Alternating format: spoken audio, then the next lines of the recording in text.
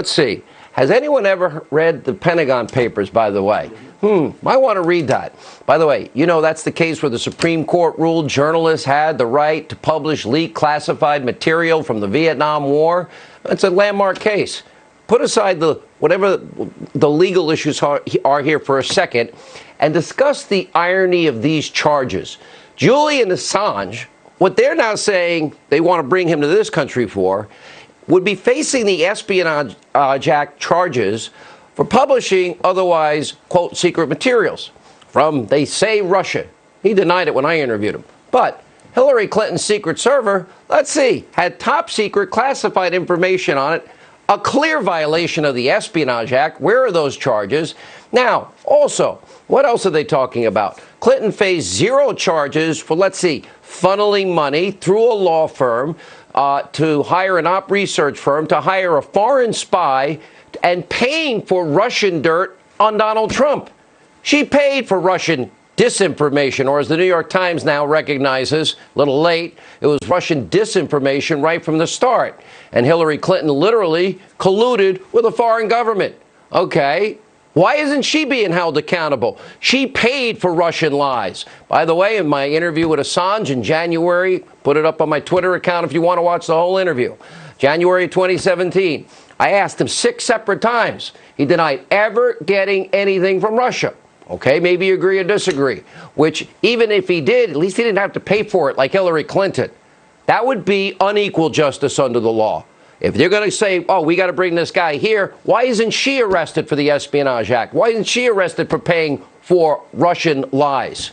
Now, it's undisputed. It is clear. There's a paper trail. We know the dossier author, Christopher Steele, on record testifying about that dirty dossier, even saying he has no idea if any of it's true. Clear evidence that 2 far-left hacks pretending to be journalists, David Corn, Michael Isikoff, conspiracy theorists, leaked the dossier information. Why? To help the Democrats rig the election with her Russian bought and paid for lies. When I interviewed Julian Assange, I asked him over and over again about his sources. He consistently denied working with Russia or any other state actor. But we know Hillary paid for it. Take a look. Did Russia give you this information or anybody associated with Russia? Our source is not a state party. So the answer for our interactions is no. WikiLeaks was working with the Russian government to influence the election. Is that true in any way, shape, matter, or form? No, that's absolutely false. Can you tell the American people 1,000% you did not get it from Russia or anybody associated with Russia? We can say, we have said repeatedly over the last 2 months that our source is not the Russian government and it is not a state party. Okay, there are some agencies in this country that disagree with Julian Assange.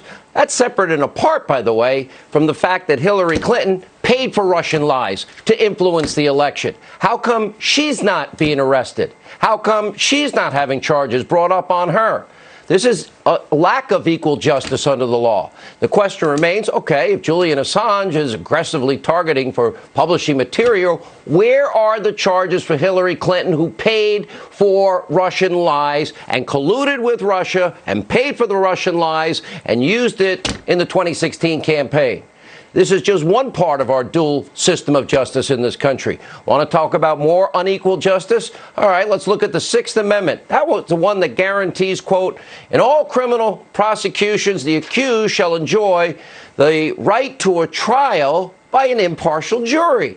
Now, does that mean anything to you? Because it apparently means nothing to federal judge Amy Berman Jackson, who presided over the case against Roger Stone and the Manafort case.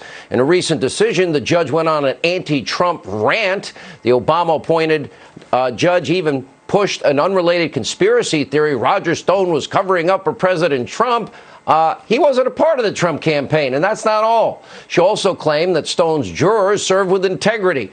Okay, we've got a big problem with that lie because the jury foreperson outed herself on social media as a compromised anti-Trump, anti-Roger Stone activist, referring to President Trump as a member of the Ku Klux Klan, calling all Trump supporters, that would be Roger Stone, racist. She even tweeted about Stone directly in January 2019, applauding the late-night raid of Stone's Florida home. So let me get this straight. You got, let's see, Mueller prosecutors wanted to lock up Roger Stone for 9 years because he allegedly lied to Congress. Then a jury led by a Trump-hating four-person, a Stone-hating four-person, will convict him on all counts. She'll run that's a shift-sham show. And Trump-hating media, Obama appointee, gives him 40 months in prison. We're supposed to be okay with this? Now, keep in mind, most of Stone's charges, process charges, lying to Congress allegations. We'll scroll all the other lies, but first we got to introduce our guests. We'll scroll them on the side of our screen. David Schoen was in the courtroom today, criminal defense attorney. Geraldo Rivera is with us, Dan Bongino. Let's go into the courtroom.